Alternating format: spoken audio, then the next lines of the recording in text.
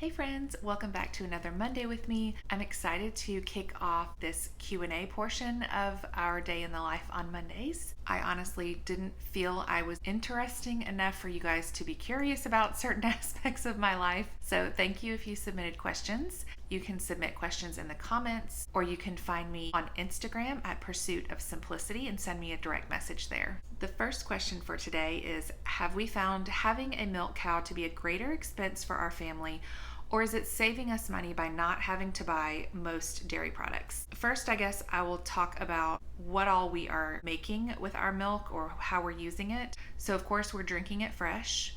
We also make chocolate milk as a treat. I make all of our butter now, except for December with the holidays and lots of baking. I am not using our awesome raw butter, which I do not quite have enough quantity of to do all of our Christmas baking. So I am buying some butter for that. But as far as our regular personal use, I am making all of our butter. I am making the majority of our sour cream. When we want yogurt, I am making our yogurt. I make all of our mozzarella. When we need ricotta, I make ricotta. I save a good bit of our buttermilk when I do make butter. And of course, we have the occasional homemade ice cream. With regards to cost, right now, Penny is producing about 28 gallons of milk a week. Now, at this very moment, the calves are getting 2 gallons a day. So they're getting half of that milk. 14 gallons a week are going to the 2 calves. If you're new here, our milk cow had twins in October. Now, we will be weaning them the week after Christmas. So we will go from having 14 gallons of milk a week to 28 gallons of milk a week that we get to do with what we please.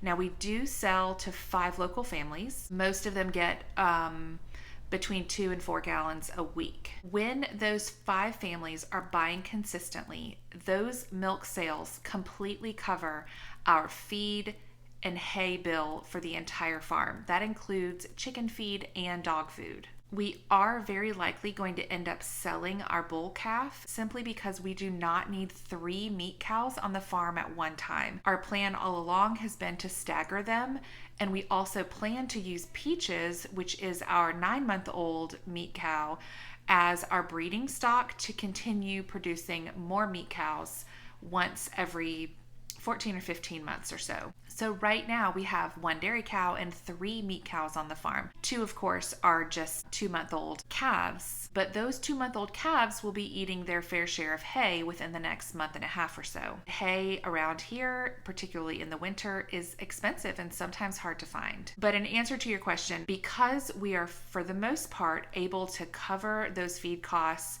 with the sale of her milk, it has been incredibly beneficial and a huge blessing to our family.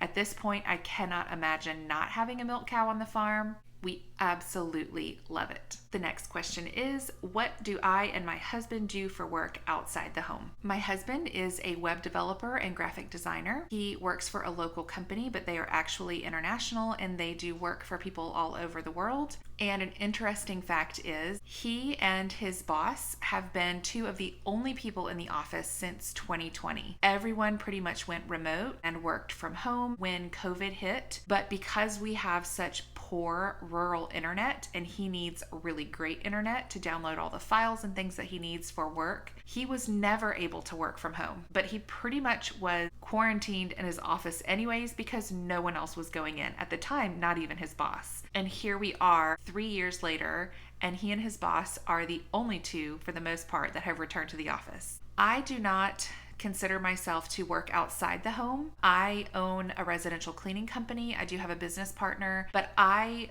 pretty much run the company from home. I use my iPad and I have a separate phone for our business, and I manage clients and our employees and all of that remotely. I'm able to do it all from home and sometimes on the road or the coffee shop or wherever.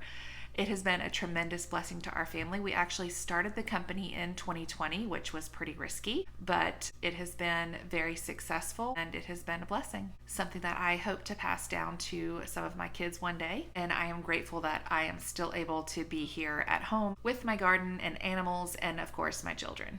The next question was, what filters do we use for our Berkey? When we lived in town, like over 10 years ago, and first purchased our Berkey, we used the black charcoal filters and the white ceramic fluoride filters. Now that we live out in the country, we no longer use the fluoride filters. Honestly, one of the biggest reasons we stopped using them is it slows our Berkey filters down so drastically. If it is important to filter out fluoride from your city water or whatever the case may be, then by all means use the fluoride filters.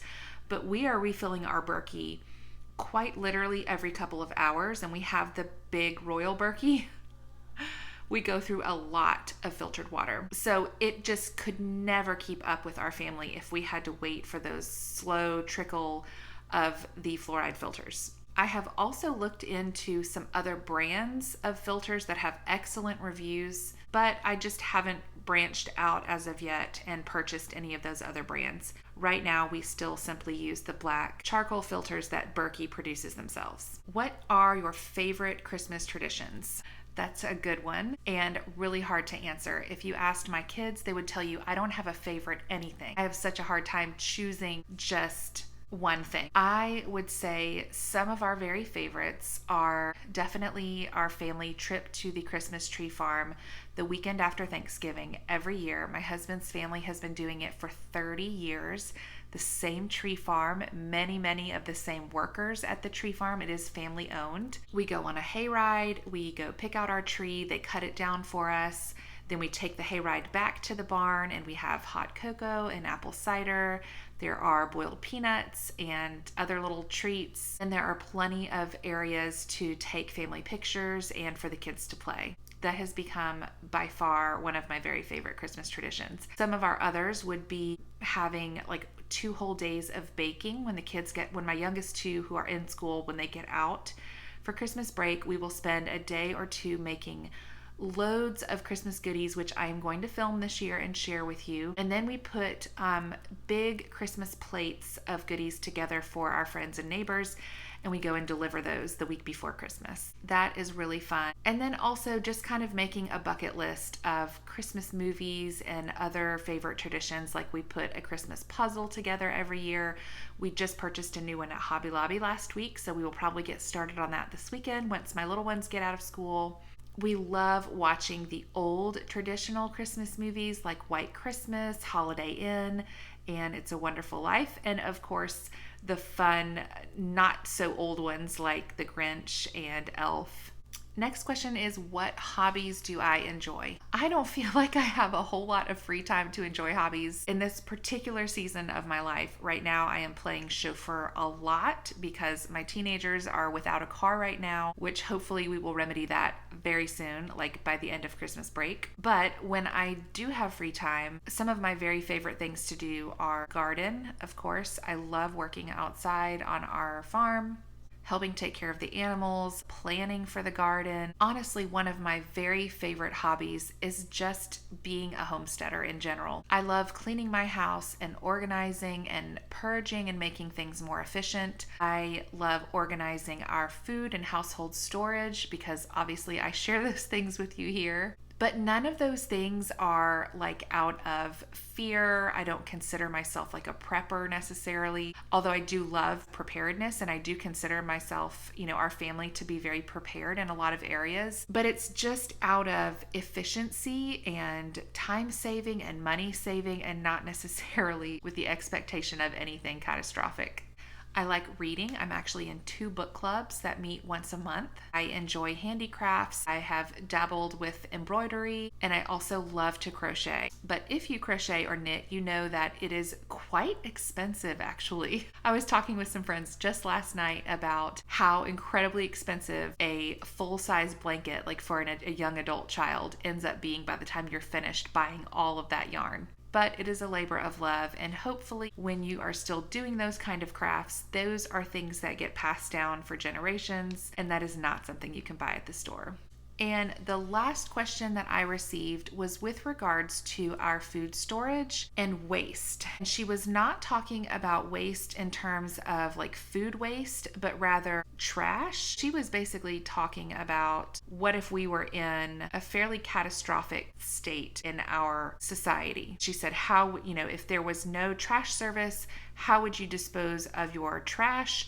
And if you just made piles of it on your property, then people would see that you have all this food trash and they would know you have food, and that would affect your security. So I guess I will kind of go back to the fact that we don't have food storage with the expectation of what some call like an SHTF situation. Truly, that's not why we have food storage for our family personally. Off the top of my head, just reading that question, I would say the most logical thing to do with your food packaging as far as getting rid of it if you don't have trash service would probably be to bury it. I mean, if you're talking about a survival and safety situation, then you're not necessarily thinking about the effects of burying tin and plastic on your property in the moment. So I would say probably burying it. I think burning it would be even worse because you're releasing all of those chemicals and things into the air, and it would also be drawing more attention to your property. But again, our food storage and household storage is so much more about just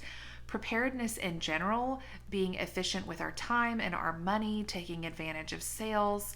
And I love the idea of not having to go to the store for a few months if I didn't want to, or if I really needed to save that grocery money for something more urgent. For example, in January and February, I usually take part in the Three Rivers Pantry Challenge, and I plan to do that again next month. I'm not positive I will go into February this time, but definitely for the month of January, and I am looking forward to that. It's beneficial to me to be able to see where the holes are in our food storage, what we go through most. I plan to be a little more detailed in documenting, just for my own personal use, what we're eating on a regular basis. And it also helps me kind of dig deep into the depths of our freezers and pantry and use things that maybe have sat on the shelf for about a year or so, particularly single items that I don't store, but I've purchased for one reason or another, and it's still in our pantry.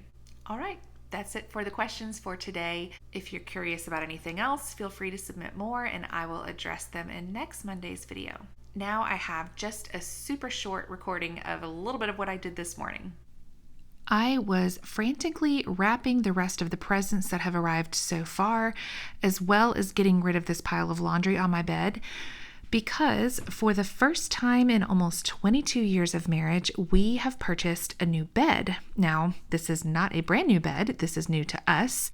I have a friend that I refer to as the Facebook Marketplace Queen. I am not on Facebook, but she is excellent at finding treasures on Marketplace, and she has been keeping an eye out for me on a king-size bed or headboard.